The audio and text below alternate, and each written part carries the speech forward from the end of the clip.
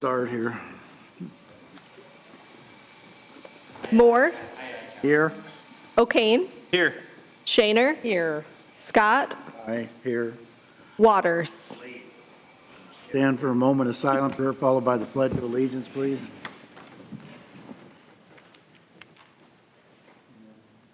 Pledge allegiance to the flag of the United States of America and to the republic for which it stands, one nation, under God, indivisible, with liberty and justice for all.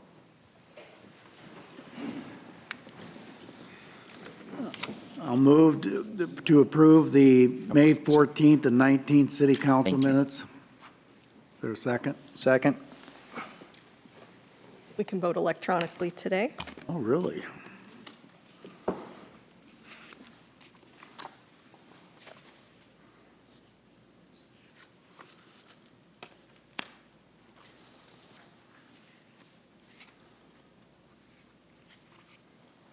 Councilwoman Shaner, you hit that button just a little harder. Oh, sorry. Thank you. Thought you were going to call it.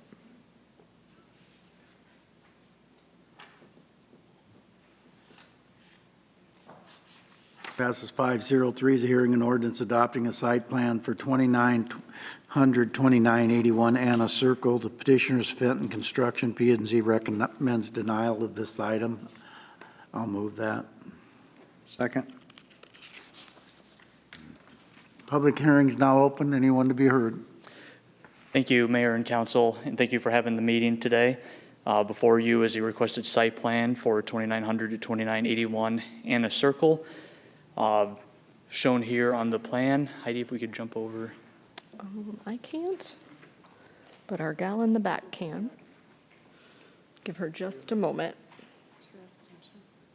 So the site plan is on the Anna Circle cul-de-sac of the Chestnut Hill development, and this was reviewed by our Planning and Zoning Commission on their May 13th meeting. There were 3 items to review, requested waivers to municipal code requirements that the Planning and Zoning Commission would have the ability to waive those. The first was setbacks. Interior side yard setback of 10 feet typically is required from a property line to the wall of the individual structure. The petitioner did combine those 17 lots to be able to waive those interior side yards, so that item was addressed prior to the Planning and Zoning Commission meeting. The 2 items that were being requested during Planning and Zoning was the driveway spacing. 20 foot is required between driveways of separate units. 15 feet is required between attached units, so any attached units, their driveway would have to be 15 feet apart. They're shown on average about 0 to 6 feet between the driveways and an average of 12 feet between the attached unit driveways. Sidewalk, they're currently on the site plan. There's no sidewalk shown on Blue Drive on the southerly portion of the site plan. The petitioner has stated that they will install that sidewalk when the units are developed. It's not shown on the site plan itself. Can you zoom in on that image, Chris? Is that possible? Either of them? Yes. Thank you.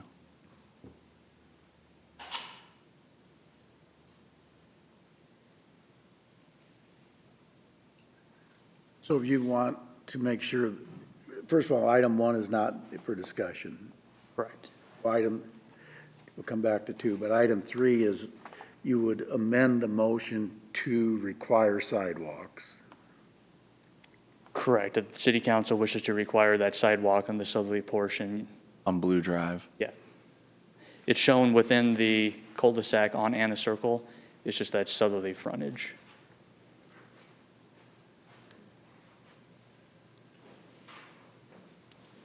Well, I would move that. I don't want to go back and revisit sidewalks. I won't be here, but I don't want the next council to have to do that. No, I think we do have to require that. I'll second that motion. And that's just a part of it? I mean, do we need to, Well, I thought we'd do amendments, and you can still come back to item the full item? Or right in the full, but on the amendment for the additional sidewalks. O'Kane, You want to ask for any public input from Public hearing's open, so that anybody can come to the that applicant. and speak. Casey, did you have anything you want to add? It sounded like you were amenable to sidewalks there on Blue Drive. I just don't want to speak for you.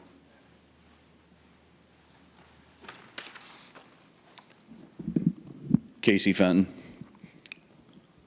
23-155 C80. In regards to the sidewalk, it's on our original master plan for Chestnut development. It's shown on there. There was a little bit of discrepancy whether it's going to go on the south side of the street or the north side of the street. We're actually actively putting in the sidewalk right now. From Ivner Strip Mall, he's going to continue on and just do all of our sidewalks and connect them to the Addison Circle, so that's a non-issue. It'll be done before we even start construction. He's going to go right up the hill? Yeah, Oh, good. yep. Okay, thank you. Go ahead. O'Kane? Aye. Shaner? Aye. Scott? Aye. Waters? Aye. Moore? Aye. Now, what do you guys want to do about the parking? Well, I had one question, and Casey, you're going to get your steps in, man. I apologize. The one question or concern that I've heard most prevalent from staff as far as the spacing and the parking and things like that is just overall maintenance, specifically with snow removal and where we will be able to put that, what your vision is for that. Because it's like, look, we want to be flexible and see this development through, but we also have to think of our plows and where you're going to want us to put that. I mean, you never know what a winter is going to bring, but should it bring heavy snowfall, the residents there, as well as you as a developer, I'm sure you're going to want that to be able to be alleviated, but I know that city staff is pretty worried about that. Yeah, we plan on, I'm going to own the entire street, all the 17 units is going to be owned by one individual.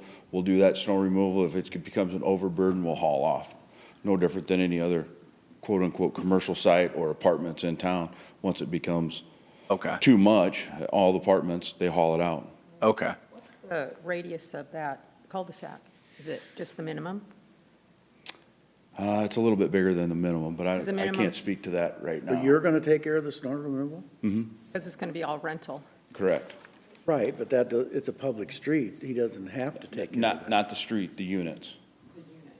And we're not allowed to push snow out into the street, so. Right, but I think what they're asking is where you're going to store the snow On the street. from the. From the people. That's what I'm asking is, It'll remain on property, and if it becomes an overburden, we'll Oh, have to haul gotcha. it off. Right, okay. So snowplows are gonna come plow the streets, they're gonna jam up the driveways. Yeah, yeah. We'll remove the snow. If it becomes a burden, we'll haul it off. 50. You understand that, Chris? It's more of an engineering requirement. yeah, I was going to say, I can't Pat, that's speak to somewhat that a one question of you and your department. I wanted to see what your thoughts are, if there's an understanding there at least of what your men and women will have to deal with. Patrick Simons, Field Services Manager. Yeah, that's typically how we handle these cul-de-sac situations for snow removal, is we will send a loader plow straight up the center of the cul-de-sac approach, and then they disperse that snow to the curb in this situation. Yep. My concern with the snow removal situation is the spacing that's between all of those driveways. You're looking at a pretty significant burden on yourself then, or whoever your snow removal contractor is going to be. Pretty small burden the last few years, But yeah. True. but give and take. That's. So not- you're a gambling man, is what you're saying. Yeah. Yeah. so- I just know that we've been in situations in the past where it becomes a battle between the city and whoever the contractor is. Lots of those battles at Whispering Creek. You got it. Lived there Yep. for 15 You're- years, I yep. understand it. Yep, you're very aware of what's going on. I just want you to be cognizant, or your contractor, whoever is going to be doing the snow removal, Yep.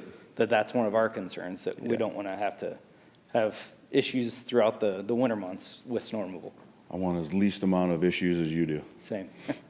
No doubt. So you're understanding where they're at? Yeah, like I said, it's similar to all the other cul-de-sacs that we manage, and as long as he's understanding that we're going to plug all of those driveways. I know we go through it, but we live in the Midwest, so it's something that we contend with on every other cul-de-sac in town.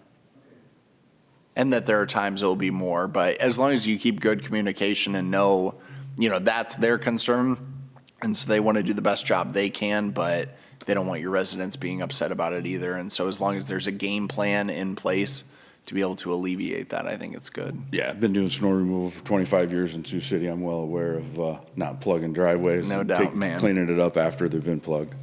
Cool. So is there anywhere that we're, like I said, we're going to utilize all of that right-of-way that is in there? So yeah, the roadway itself is only, what, 34 curb to curb, 31 foot curb to I curb? think it's 32. But you've got all that right-of-way storage there, so that's where we're going to have to place all of that snow on the backside of the curb, which is going to be on driveways. Correct.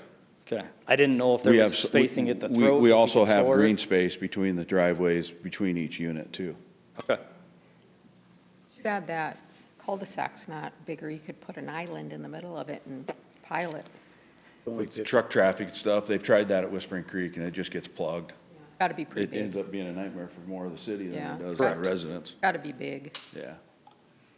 With limited staff and equipment, we just don't have the capabilities to haul snow out. Right. So again, that would fall on the burden of the contractor or the, No That's what I different than, meant. no You different than put his Timber on that, Lane not at you. Whispering Creek. right, They're as tight as that area too. correct. And it's all going to be a matter of if there's a storm or snowfall and just you planning or working with, the city will do as much as we can, but And it is a significant cul-de-sac, so I mean, it's going to take Long. time to get to it. Yeah, you're looking at 375 foot of linear foot that you're gonna have to maintain. There's a lot of snow that can accumulate in that. especially by the time you get to We the end. had to know that when we approved the original site plan, right? I mean, this is approving how they're gonna build the houses, but we knew that this was gonna be Street was laid similar. out like this, right? We Knew it was gonna be a long cul-de-sac, right? Even on our original plan, we had duplexes laid out on there and it was as tight, maybe not quite as tight as this, but it was as tight. Can you help me, while you're both up here too, understand the on-street parking? You make it sound like there's only one space for on-street parking? Or are you saying by code, there's only one space, but cars would be able to park on this street? So when you're having parties and graduation parties and everything else, you're just entertaining guests, can't they park on the street? Right, your typical on-street parking stall would be the 20 feet. That's one of the reasons why that requirement is in the code for driveway spacing. There's one section that would meet that in this stretch. I believe it's about 30 feet separation between these two driveways. Between all the other ones, there would not be able to meet that 20-foot requirement. So very likely it would have to be signed as no on-street parking. There wouldn't be a place to park on the street that wouldn't block a driveway. But that's how they do it when they have a party. People pull in the driveway and somebody pulls up halfway into the driveway. Correct. They figure it out. So you could park on Blue Drive? Is that where you'd park and then just walk up to the, Park there, you park at the strip mall, you could park on the bar and golf down below. okay. In the lease agreements, we'll have 2 cars allowed, one in the garage, one in the driveway. Okay. Well, you're putting that in the lease agreement? Correct? Single-car garages, right? Correct. Deep, single-car garage.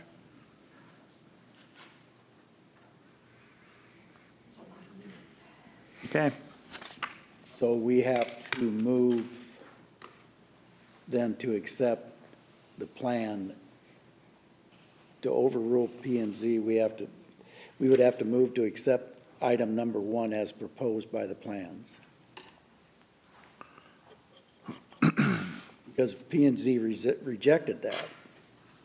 Correct. Planning and zoning denied the site plan Right. based off of the 2 waivers that were requested.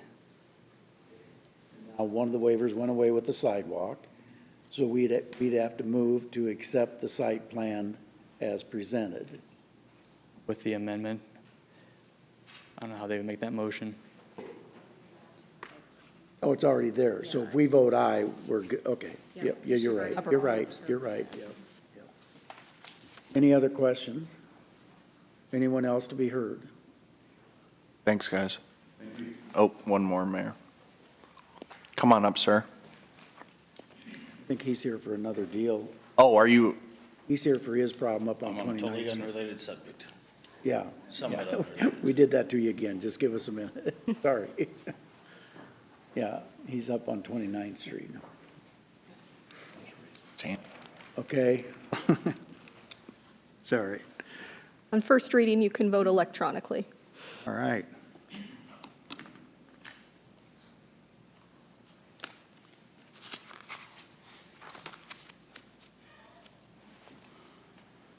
passes 5-0. Now, well, we don't have citizen concerns on here, but we'll take citizen concerns. Second, third? Oh, I'm sorry, you're right. Anybody opposed to waiving the statutory rule? No. Second? Shaner? Aye. Scott? Waters? Aye. Moore? Aye. O'Kane? Aye. Scott? Waters? Aye. Moore? Aye. O'Kane? Aye. Shaner? Aye. Now, You don't have citizen concerns. Get to work, buddy. no, but there's citizens here to be, Not on here, though. you want to tell them they can't speak? Because I Well, I don't, think we were asked to not include. oh.